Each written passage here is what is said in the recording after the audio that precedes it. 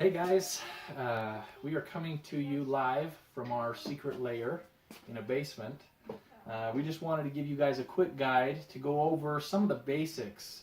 If you were looking to set up a Bitcoin mine in your house, if you were interested in maybe starting with one or two miners, you didn't want to go rent a space, a commercial space, if you wanted to put this in your basement, then this is kind of a guide for you on maybe some things to consider. This is our second attempt at putting together a small Bitcoin farm here. The first attempt was in a different basement that was more fully finished. We tried putting it in a cold storage room, and what we found was we had severely underestimated how much heat that these guys kick off. And so we had them up and running and for about an hour or so, and then that room just got to be way too hot. So we had to open the door and try venting out some things, and it just wasn't working. So if you're considering getting one of these, make sure that you can take into consideration how much heat that is and how you can get that out of your house. And that way you'll get the most efficient mining out of your purchase. The air doesn't necessarily need to be cold, just needs to be moving. And so if you can get that hot air away from your miners and let new cold air move in and past them, you'll be fine. You don't need to worry about air conditioning or something like that. You just need maybe one of these to help push the air and get it away from your miners, out of the house, and let that fresh air come in. So aside from heat, another thing that you're going to want to consider is how to power these guys. The Antminer S9 takes quite a bit of power. It's about 1400 watts.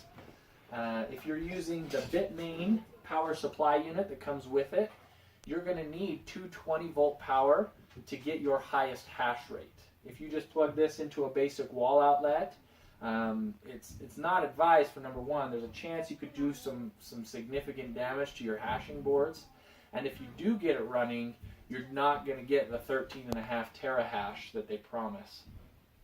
So what we ended up doing was installing a couple new breakers on the panel here, and I'll show that to you. This is just kind of a temporary installation until we can get an electrician in here. Just a word of warning, I am not a professional electrician, so you should not follow my advice necessarily on electrical wiring. But what we did was installed 30 amp breakers on 220 volt power. And you can see these are these ones here.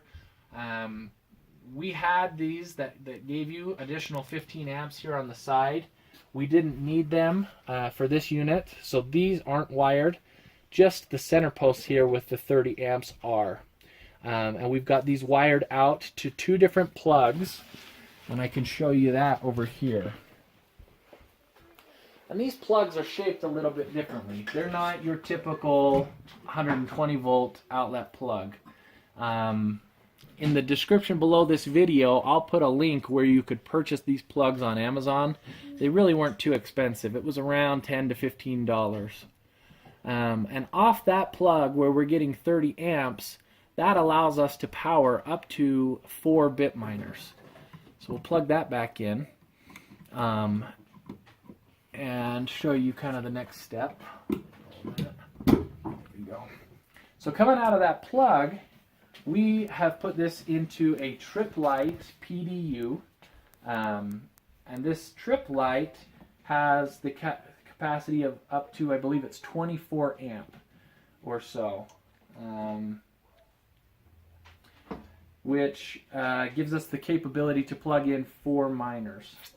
You can see here that each one of these has its own individual circuit breaker that gives you up to 8 amps. So there will be 8 amps into those plugs, 8 amps into those plugs, 8 into those, and then on the far side there's another one with 8.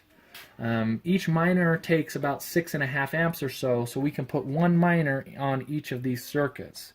So we've got it going from there into the actual power supply of our individual miners. So with these two PDUs, it gives us the capacity to power up to 8 Bitcoin miners, which is great. And we had this running at our old location for, a week or two, and we didn't have any trouble with the power. We were getting the highest hash rate that they had. We were seeing 13.5 and sometimes even a little bit above that. So that is a great way if you're looking for how to power your miner to get the maximum hash rate. That's one way that you could do it that's worked really well for us. Networking is pretty simple. We've got it running off our router. We have a fiber connection here off our router into a switch, and then we've run a simple Cat5 patch into each of our miners. We've tried to clean it up as best we can to allow for maximum airflow to pass across these fans, across the hash board. So it's going to draw in as much cool air from this side as it can, push it across into this channel, where again we had kind of discussed, we've got a couple of these commercial blowers that move about 900 cubic feet per minute, and we're going to push that out this window both directions.